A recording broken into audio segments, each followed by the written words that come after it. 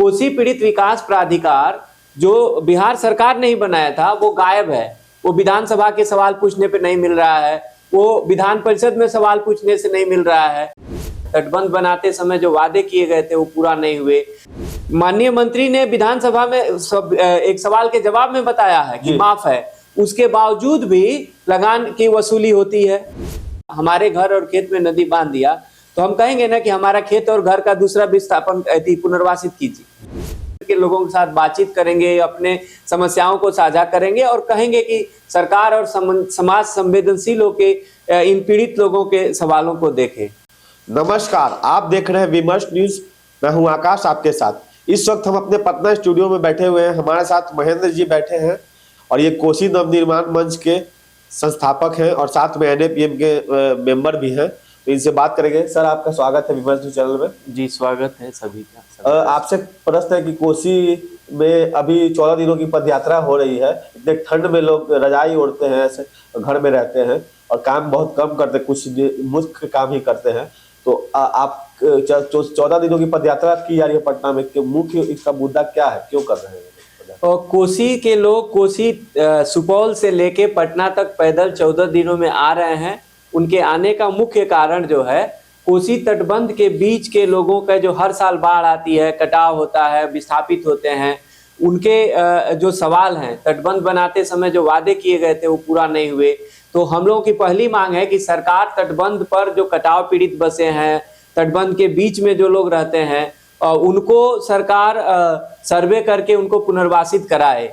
दूसरी बात है कि कोसी पीड़ित विकास प्राधिकार जो बिहार सरकार ने ही बनाया था वो गायब है। वो विधानसभा के सवाल पूछने पे नहीं मिल रहा है, वो विधान परिषद में सवाल पूछने से नहीं मिल रहा है, वो RTI लगाने पर नहीं मिल रहा है, जबकि बिहार कैबिनेट ने 30 जनवरी 1987 को बनाया था। हम लोग की मांग है कि सरकार उसको पुनः सक्रिय और प्रभावी बनाए और जो उसके कार्यक्रम कोसी तटबंध के भीतर के लोगों के लिए बनाए थे उसको लागू करे। आपको जान के हैरत होगा कि जो कोसी तटबंध के बीच के लोग हैं, प्राधिकार के पहले ही लाइन में लिखा हुआ है कि ये लोग शंकर भगवान की तरह विषपान करके अपने छाती पर कोसी तटबंध बनने दिए। इनके लिए जितना काम किया जाए कम है, लेकिन सरकारें भूलते गई और हम लोग उसी को याद दिलाने के लिए, कोसी लोगों को जागरूक करने के लिए आ रहे हैं। तीसरा मुद्दा है कि कोसी तटबंध के भीतर जो 4 हेक्टेयर तक का सभी किसानों का लगान माफ है। माननीय मंत्री ने विधानसभा में एक सवाल के जवाब में बताया है कि माफ है, उसके बावजूद भी लगान की वसूली होती है, सेस की वसूली होती है। तो हम लोग का कहना है कि ये उनके साथ नाइंसाफी क्यों कर रहे हैं। जो सर्वे हो रहा है उसमें इतने जटिल प्रक्रिया उलझा दी गई है कि उनकी जो जमीन रहती जमीन है, जिस पर तटबंध बनने के बाद वो नदी बहने के कारण सिल्ट गाद से भर गई, उस बर्बाद जमीन को उनको क्षति देने के बजाय उनकी जमीन ही सरकार होने वाली थी।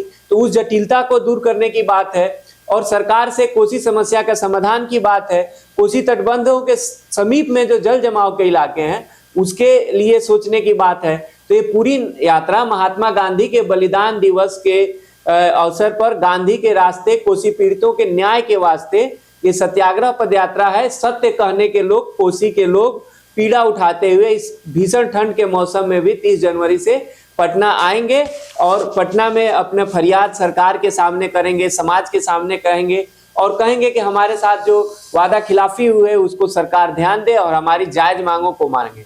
तो इसमें मुख्य शिकायत क्या है सरकार से? मुख्य तीन जो पॉइंट होते हैं, तटबंध के भीतर और जो बसे हुए कटाव पीड़ित हैं उनका सर्वे कराकर सरकार पुनर्वासित करे, कोसी पीड़ित विकास प्राधिकार को सक्रिय करे, जनपक्षी समाधान कोसी का ढूंढे, क्योंकि ग्लोबल वार्मिंग के दौर में पूरी दुनिया पहुंच चुकी है। और विश्व मौसम विज्ञान केंद्र ने अभी मई जून में रिपोर्ट निकाला था, उसने कहा था कि जो 100 साल में दुनिया का औसत तापमान बढ़ना था वो 5 साल में बढ़ेगा। तो जब 5 साल में बढ़ेगा तो उसका सबसे प्रभाव किस पर पड़ेगा? जो तटबंध के भीतर के लोग हैं, जो तटबंध के साइड के लोग हैं, जो नदियों के किनारे के लोग हैं। तो सबसे ज्यादा वो अपने जो भौगोलिक बनावट है इन इलाकों में पड़ेगा। इसीलिए ये यात्रा सुपौल से शुरू होकर तमाम नदी घाटी होते हुए हम लोग आएंगे सहरसा में, सहरसा से कुशेश्वर स्थान, गोंगेपुर और समाजवादी नेता परमेश्वर कुंवर जी की स्मृतियों को नमन करते हुए, मानस बिहारी वर्मा जी की स्मृति में सभा करते हुए झझरा में, इटहर में, कोसी, कमला, बलान सब नदी के घाटी से होते हुए बूढ़ी गंडक, गंडक के किनारे होते हुए और हम लोग पटना पहुंचेंगे और सब नदी के क्षेत्र के लोगों के साथ बातचीत करेंगे, अपने समस्याओं को साझा करेंगे और कहेंगे कि सरकार और समाज संवेदनशील होके इन पीड़ित लोगों के सवालों को देखे।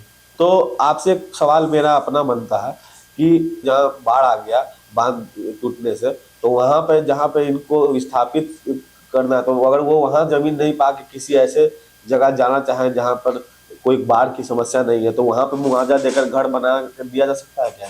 नहीं, देखिए ये बांध टूटने से नहीं, दो बांधों के बीच में, दो ही पाटन के बीच में किताब है, मतलब कोसी को दो बांध में बांध दिया गया है। हाँ।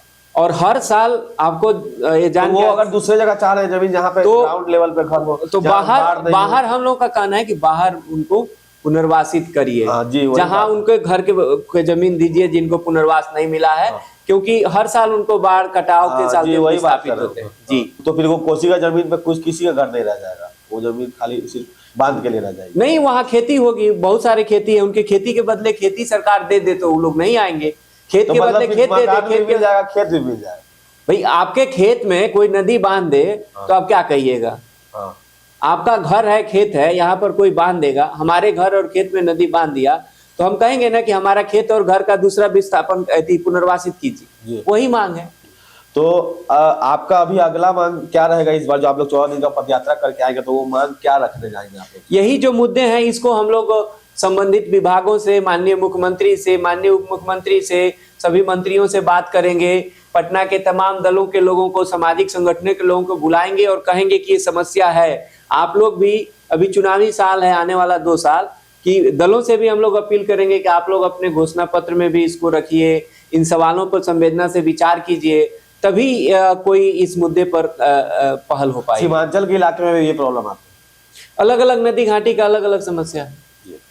तो ये थे महेंद्र यादव जी, जिनका यह मांग रहेगा कि कोसी में पुनर्वास कराया जाए, दूसरी जगह जहाँ पे ग्राउंड लेवल पर जमीन हो, जहाँ तटबंध का हिस्सा ना बने वहाँ पे, और साथ में लोगों को मुआवजा दिया जाए, और साथ में मुआवजा देने के साथ साथ वो जो जमीन है जहाँ पे, वहाँ पे खेती करने दिया जाए। और ये सब जितने भी संगठन है उनसे भी मांग है कि मुखपत्र में अपना ये मांग रखें, और राजनीतिक पार्टियों को भी बोला जाएगा कि इस तरह की मांग रखी जाए। महेंद्र जी आगे भी हमारे साथ इस कार्यक्रम में जुड़े रहेंगे विभिन्न मुद्दों पर, तो उनको हम धन्यवाद करते हैं आने के लिए। और तब तक इस तरह के मुद्दों में बने रहने के लिए यूट्यूब पे आएँ, देखने के लिए आप सब्सक्राइब करें हमारे चैनल को, बेल आइकन दबाएं। फेसबुक पर देख रहे हैं तो फॉलो करें, लाइक करें। हमारा इंस्टाग्राम पे भी चैनल आप फॉलो कर सकते हैं, और साथ ही इंस्टाग्राम के साथ साथ आप अगर हमारे चैनल को ट्विटर पे देख रहे हैं तो ट्विटर हैंडल पर भी ट्वीट कर सकते हैं। तब तक के लिए विदा लेते हैं। कैमरा पर्सन प्रियांशु के साथ मैं आकाश, वीवर्स न्यूज़ पटना। धन्यवाद।